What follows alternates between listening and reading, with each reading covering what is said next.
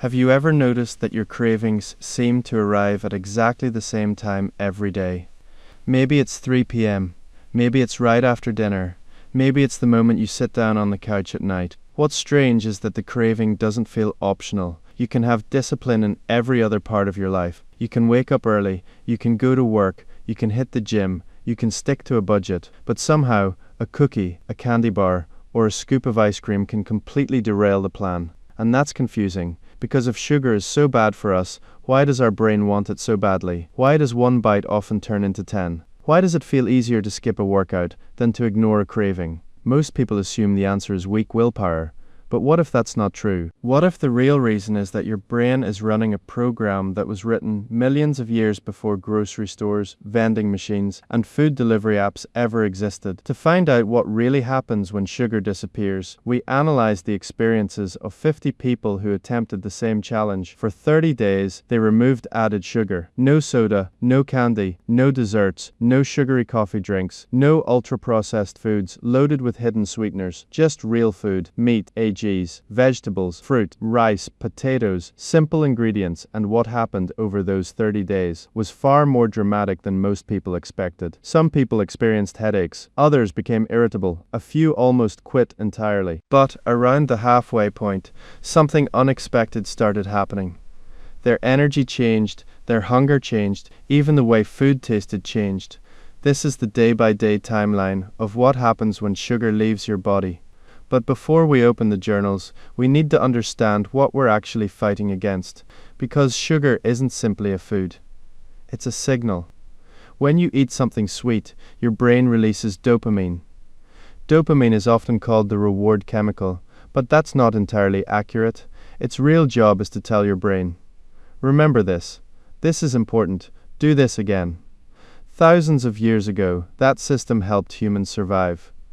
Sweet foods usually meant calories. Calories meant energy, and energy meant survival. The problem is that your brain evolved for a world where sugar was rare. Today, sugar is everywhere. It's in breakfast cereal, it's in yogurt, it's in bread, it's in sauces, it's in foods that don't even taste sweet. Modern humans are constantly triggering a reward system that was never designed to run all day long, and over time that changes your relationship with food. So let's meet a few people from our challenge. First, there's the snacker. She's a busy mother with a packed schedule. She believes she eats fairly healthy, but after tracking her meals, she discovered she was consuming nearly 80 grams of added sugar every day without realizing it. Then there's the binger. He eats clean during the day. Chicken, rice, vegetables, everything looks perfect on paper. But every night around 9 p.m., something happens. The cravings arrive, and suddenly an entire pint of ice cream disappears. Finally, we have the skeptic. He's convinced this challenge is nonsense. He believes sugar gives him energy. He doesn't think anything significant will happen. Now let's see what happened. Day 1.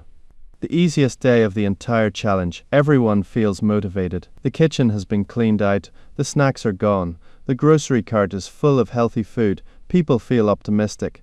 The snacker wrote, "This is going to be easier than I thought." She ate eggs for breakfast, grilled chicken for lunch, and felt completely in control. The problem is that day 1 is often misleading. Your body still has access to stored energy. Your habits haven't been challenged yet. The real test hasn't started. Day 2.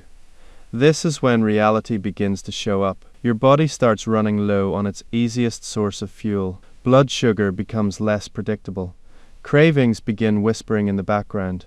The skeptic reported a headache developing behind his eyes. He assumed he was dehydrated. He drank more water. The headache stayed. What he was actually experiencing was the beginning of withdrawal. Day 3. For many people, this is the hardest day physically. Energy drops. Concentration feels difficult. Simple tasks seem more exhausting than usual. The binger wrote, "I stood in front of a vending machine for 5 minutes. I wasn't even hungry. I just wanted the headache to stop." This is where many people quit. The brain interprets discomfort as an emergency. It starts producing convincing arguments. Maybe one snack won't matter. Maybe this challenge is unhealthy. Maybe sugar isn't the problem. The brain becomes an expert lawyer when it wants something. Day 4. The headache often fades, but another problem arrives. Mood changes, short temper, irritability, frustration. The snacker admitted she snapped at her children over something completely insignificant. Later she wrote, "I wasn't angry at them. I was angry because I couldn't have the thing I usually use to feel better." That realization surprised her. For years, sugar had functioned as a reward, a stress reliever, and a comfort mechanism. Without it, emotions felt louder. Day 5. Sleep becomes unpredictable. Many participants reported waking up during the night. Others struggled to fall asleep. For years, their bodies had been riding waves of blood sugar spikes and crashes. Now those patterns were changing. The skeptic stayed awake until nearly 2 a.m., he wrote. "I thought this challenge was supposed to improve my health." At this point, he was convinced it wasn't working. Day 6 and 7, the weekend arrives, and with it comes the real enemy, not hunger, people. Birthday parties, family gatherings, restaurants, desserts, social pressure. The binger described sitting at a table while everyone around him ate cake. What bothered him wasn't the cake. It was feeling different. For the first time, he realized how often sugar was connected to social rituals, celebrations, rewards, comfort, connection. By the end of day 7, something interesting happened. Most participants noticed reduced bloating rings, fit more comfortably. Faces looked slightly leaner, clothes felt less tight. This wasn't major fat loss. It was reduced water retention and inflammation. For many people, it was the first visible sign that something was changing. Day 8. The physical discomfort begins fading, but now another challenge appears: the void. People suddenly realize how much of their day revolved around eating. Dinner ends, then what?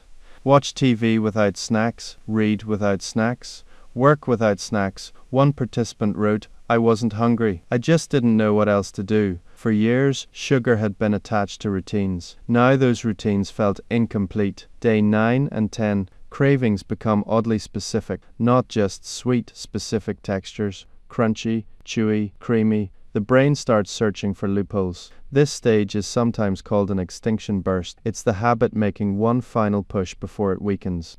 The binger nearly drove to a gas station at midnight. He sat in his car, started the engine, then turned it off. That moment became one of the most important victories of the entire month, because every time a craving is ignored, the brain learns something. The craving wasn't actually necessary. Day 11, something changes. Many participants reported the same observation. No afternoon crash, no desperate search for coffee, no fog, just steady energy. For years, their bodies had been operating like a roller coaster. Now the ride was flattening out. The difference wasn't excitement, it was stability. Day 12 through 14. Mental clarity improves. Conversations become easier. Focus lasts longer. Participants reported feeling more present. One journal entry simply said, "It feels like someone cleaned the windshield." That description appeared repeatedly in different forms. The world hadn't changed. Their minds simply felt less cloudy. Then came day 15.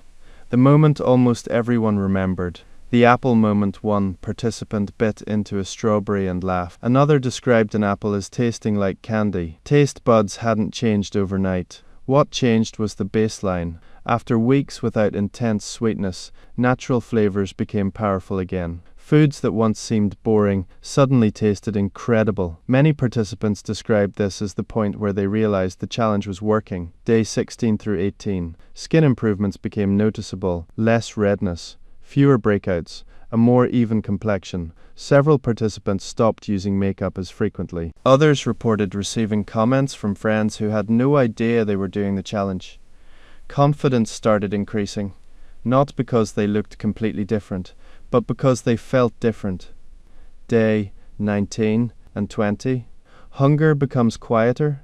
Instead of demanding attention, every few hours it becomes predictable, manageable. Calm meals satisfy longer. Food stops dominating every thought. For many participants, this was one of the biggest surprises. They expected weight changes. They didn't expect freedom from constant food obsession. Day 21. The cravings lose their emotional power. This doesn't mean cravings disappear. They don't, but they stop feeling urgent. A bakery becomes a bakery, not a battlefield. The skeptic walked past donuts during a work meeting. He smelled them, looked at them, and kept walking. A few weeks earlier, that would have been impossible. Day 22 through 24. Stable energy becomes the new normal. People stop planning their day around snacks. Impulse purchases decrease. Unexpectedly, many participants reported saving money. Fewer convenience foods, fewer coffee shop runs, fewer late-night cravings turning into purchases. Day 25. Anxiety begins improving for some participants, not everyone. But enough people reported it that it became a noticeable pattern. They described feeling calmer, less reactive, less emotionally volatile. The world felt quieter. Day 26 through 28. Physical changes become more visible. Puffiness continues decreasing. Facial definition improves. Eyes appear brighter. People compare photographs from day one and notice differences they couldn't see in the mirror. Not dramatic transformation, just subtle evidence accumulating over time. Day 29.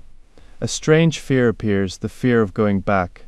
Many participants realized they no longer wanted the foods they originally missed, not because those foods became disgusting, but because they finally understood the cost, the energy crashes, the cravings, the loss of control. They could now see the trade-off clearly. And then day 30 arrived. The final journal entries were surprisingly similar. Not everyone lost weight.